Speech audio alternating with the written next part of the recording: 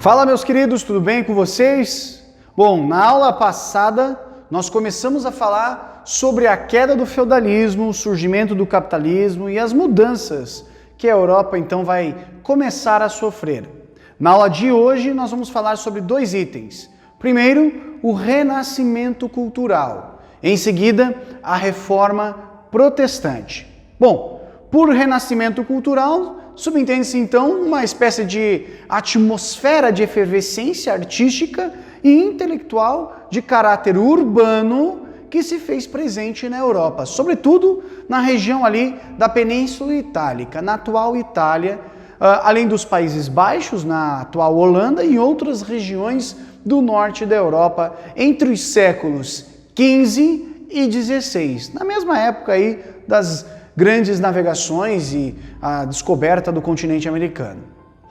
Essa atmosfera cultural frequentemente foi identificada como uma ruptura externa com a tradição medieval cristã católica e um retorno puro e simples à tradição greco-romana. No entanto, isso não é bem verdade, tá? O Renascimento, no seu âmbito cultural, ele vai ocorrer em meio urbano, como eu disse agora há pouco, acompanhando também o chamado renascimento comercial na Europa. Cidades italianas como Pisa, Gênova, Veneza, que eram famosas por causa dos seus portos marítimos, passaram a partir do século XIV a ter um grande protagonismo no fluxo comercial do mar Mediterrâneo.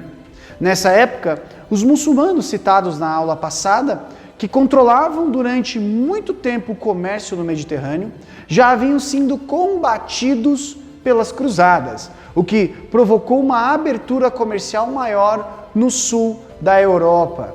As cidades conhecidas também como burgos naquela época tiveram que ser ampliadas para acomodar um grande número de pessoas que vinham de todo o continente europeu para aquela região em específico, em especial da região do Oriente, vinham para a região do sul da Europa. Muitos elementos da tradição clássica, como poesia, textos científicos antigos, textos de teatro, técnicas de artes plásticas e de arquitetura eram preservados por intelectuais que viviam nos arredores de Constantinopla, que até o ano de 1453 foi o centro do Império Bizantino e herdeiro da tradição clássica greco-romana e que estava localizado então na atual Turquia, na Anatólia, região de Anatólia, meio caminho ali entre Ásia e Europa, tá? O aumento do fluxo comercial e o crescimento da estrutura urbana nas cidades italianas passaram então a atrair muitos intelectuais e artistas lá do antigo Império Bizantino. Aos poucos, as heranças culturais cristãs da Idade Média, como o gótico cristão, e não tem nada a ver com o gótico trevoso, eles vão passar então a se mesclar com essa tradição bizantina. No caso do Renascimento no Norte, ocorrido na Holanda e alguns dos principados alemães, o impulso foi semelhante ao que ocorrera lá no Mediterrâneo, o fluxo comercial no Mar no Norte e no Mar Báltico, organizado então em torno da Liga Hanseática. Artistas como os irmãos Van Eyck e Albrecht Dürer, eles eram marcantes naquela região. Intelectuais como o Erasmo de Roterdã estavam também vinculados à vida urbana no norte da Europa. O que renasceu neste período do Renascimento, portanto, não foi a cultura clássica pagã pura e simplesmente greco-romana. O que renasceu foi a cultura urbana, a cultura ligada às cidades, amplo comércio, vida intelectual, apreciação artística, como ocorriam nas cidades-estados da Antiguidade Clássica. Contudo, o Renascimento não rompeu com o cristianismo. Ao contrário, o resgate dos elementos da cultura clássica deu mais vigor à tradição cristã. Muita gente acha que o Renascimento é romper com a religiosidade e vir para o humanismo, mas não. O próprio Renascimento deu um upgrade na visão artística e intelectual à tradição cristã.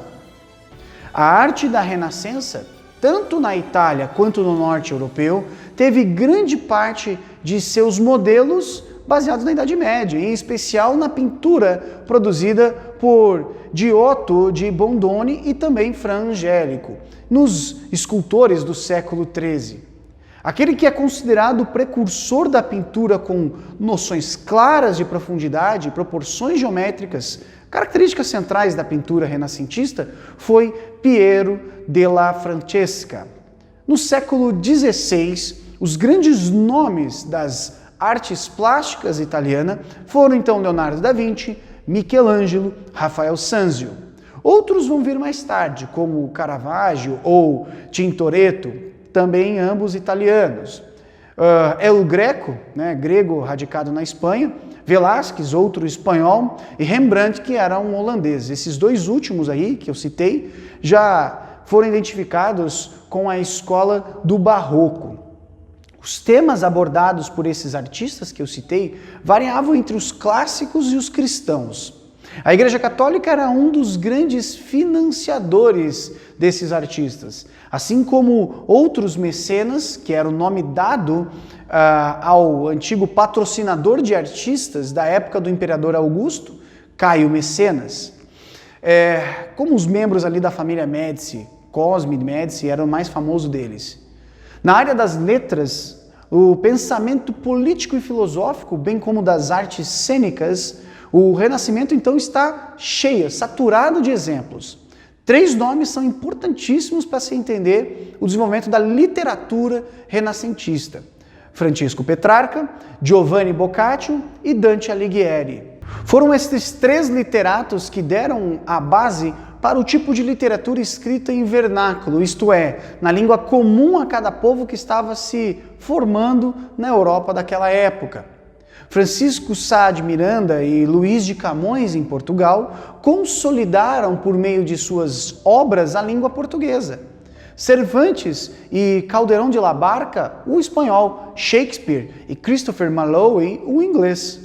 No campo da filosofia, houve grandes reflexões sobre política e teologia. Na obra de autores como Thomas Hobbes e Thomas More na Inglaterra, Maquiavel na Itália e Jean Bodin na França.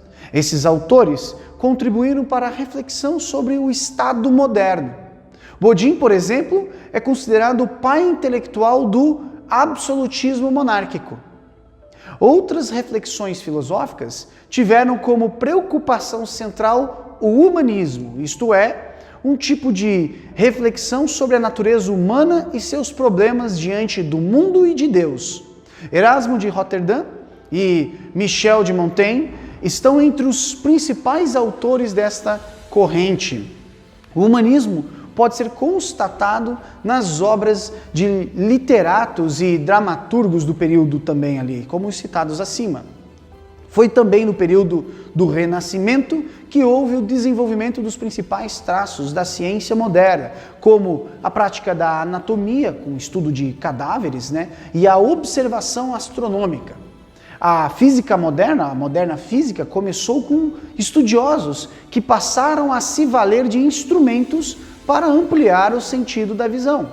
Foi o caso de Johannes Kepler e Tycho Brahe, ou Brahe, Eles exerceram grande influência sobre Galileu Galilei e depois Isaac Newton. Essas transformações de Kepler, de Brahe, Galileu Galilei, enfim, também vão encontrar na religião um terreno fértil para as mudanças. Saindo do campo, então, do Renascimento e indo para o campo das mudanças religiosas, no século XVI, na Europa Central, foi iniciado um movimento de renovação da Igreja Cristã, chamado de Reforma Protestante. Já no final da Idade Média, vários fatores vão contribuir para que isso ocorresse.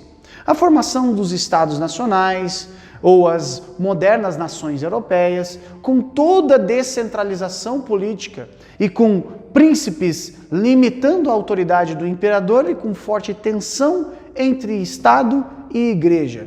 O poder do Papa entrou em declínio. Ocorreram confrontos com os reis, divisões entre os próprios clérigos e a necessidade de reforma. Houve um grande cisma e até mesmo 3 papas rivais em lugares diferentes, ali de 1378 a 1417. O movimento conciliar buscou solução para uma crise numa tentativa fracassada de democratizar a igreja e governá-la por meio de concílios. Os movimentos dissidentes ali na França vão acarretar então uma forte oposição e a Inquisição foi oficializada em 1233. Já nos séculos 14 e 15, alguns movimentos esporádicos de protestos contra tudo isso surgiram contra os ensinos e práticas da igreja medieval e alguns líderes foram chamados de pré-reformadores. São eles John Wycliffe, John Huss e Jerônimo Savonarola. Eles combateram então irregularidades e imoralidades do clero, condenando então superstições, peregrinações, veneração de santos, o celibato e as pretensões dos papas. Também outros movimentos vão romper com a igreja. Os movimentos devocionais, como o misticismo, a devoção moderna dos irmãos da vida comum. Também nasceu o interesse em estudar obras da antiguidade pelos renascentistas. Isso levou alguns humanistas bíblicos ao estudo da Bíblia nas suas línguas originais. Muita convulsão política, social e também religiosa havia no final da Idade Média. Revoltas dos camponeses, guerras, epidemias, declínio do feudalismo, liderança dos papas e da igreja, tudo em queda. A população se ressentia desses abusos da igreja e da falta de propósitos, além da própria corrupção. Muita violência, baixa expectativa de vida, contrastes e desigualdades sociais e econômicas ali às vésperas da reforma. Havia até mesmo certa revolta com a chamada matemática da salvação, ou a religiosidade contábil, que era basicamente tratar os pecados como débitos e as boas obras como créditos. Então, você vendia indulgência para o perdão dessas penas e equilibrar as suas contas. Isso gerava uma revolta gigantesca. Quando ali o dominicano Tetzel, ele foi vender indulgências em Wittenberg, Martim Lutero se pronunciou o contrário. Lutero, que nasceu em Eisleben, na atual Alemanha, ele ingressou no mosteiro de Erfurt e se tornou professor na Universidade de Wittenberg. Diante das indulgências e dessa compra e venda de perdão de pecados, ele então afixou na porta da igreja da cidade, no dia 31 de outubro de 1517, as famosas teses, as 95 teses ou convites para o debate com a comunidade acadêmica, desafiando a autoridade da igreja. Por isso, ele foi acusado de heresia e foi chamado em Roma, em 1518. Ele se recusou a ir e manteve as suas posições.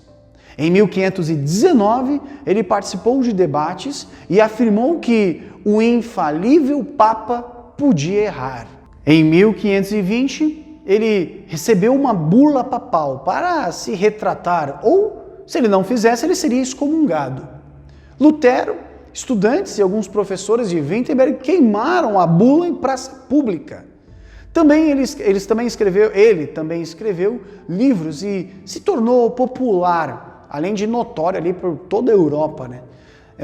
No ano de 1521, na Diela de Worms, Lutero, então, reafirmou as suas ideias. Ele precisou, então, se refugiar no castelo de Wartburg, sob a proteção de um príncipe. Ali, Lutero, então, vai traduzir a Bíblia para o alemão. E a reforma luterana, como se chamou, então, este movimento, se espalhou rapidamente com o apoio de vários príncipes alemães por todo o Sacro Império.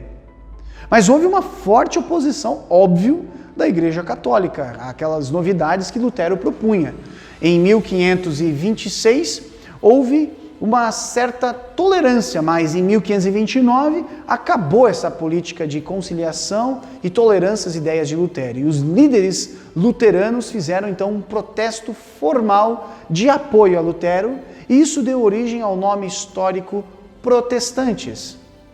O auxiliar de Lutero, Felipe Melanchthon, ele apresentou ao imperador o documento chamado de Confissão de Augsburgo, defendendo a doutrina luterana em 21 artigos, indicando os 7 erros da Igreja Católica Romana. Ocorreram guerras político-religiosas entre católicos e protestantes, ali de 1546 até 1555, findando então com o Tratado de Paz de Augsburgo, reconhecendo a legalidade do luteranismo como a religião oficial de um território cujo príncipe a adotasse como tal. O protestantismo se espalhou pela Suécia, Dinamarca, Noruega, Islândia. Foram defendidos princípios básicos que caracterizaram as convicções e práticas protestantes, as chamadas 5 solas. Sola Scriptura, ou somente a Escritura, Solus Christo, somente a salvação em Cristo, Sola Gratia, a salvação somente pela graça, Sola Fides, somente então a salvação pela fé, e Soli Deo Gloria, ou glória dada somente a Deus, além do sacerdócio universal dos cristãos. Uma afronta gigantesca à estrutura milenar da Igreja Católica. Outro reformador que marcou época foi Ulrico Zwinglio. Ele era um reformador na Suíça, no movimento chamado Segunda Reforma, que vai dar origem então às igrejas reformadas na Suíça alemã e também no sul da Alemanha, promovendo mudanças mais radicais que os luteranos iniciaram. Os reformadores radicais, ou também chamados de anabatistas, os rebatizadores, geraram o terceiro movimento reformado, também em Zurique, na Suíça, sendo mais fanático ainda e entusiastas e muito mais radicais do que os anteriores. Os anabatistas defenderam a separação completa entre igreja e governo. O grande reformador do século XVI foi João Calvino.